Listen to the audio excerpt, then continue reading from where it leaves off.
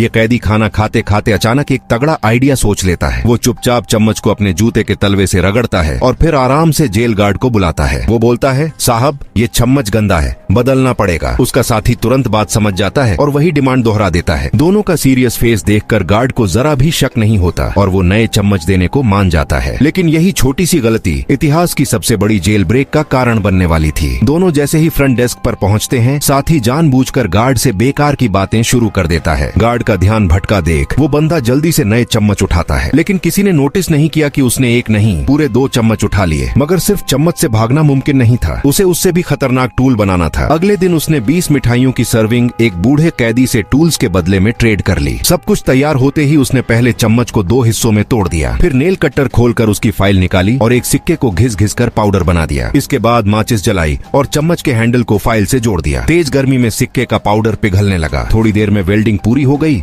और एक बढ़िया टूल बन गया। फिर उसने अपने साथी को पहरा देने को कहा कि अगर गार्ड आए तो सीटी मार दे। सेल में एक वेंटिलेशन पाइप था। पहले वो उसे नाखून से कुरेद चुका था, लेकिन खास फायदा नहीं हुआ, इसलिए अब उसने नए टूल से काम शुरू किया। लेकिन तभी अचानक एक गार्ड कमरे की चेकिंग के लिए आ गया और उसका साथी ऊँघने लगा। किस्मत से पास वाले एक काले कैदी ने जानबूझकर गार्ड से बात छेड़ दी। उसकी आवाज सुनते ही साथी चौंक कर जाग गया और सब संभल गया।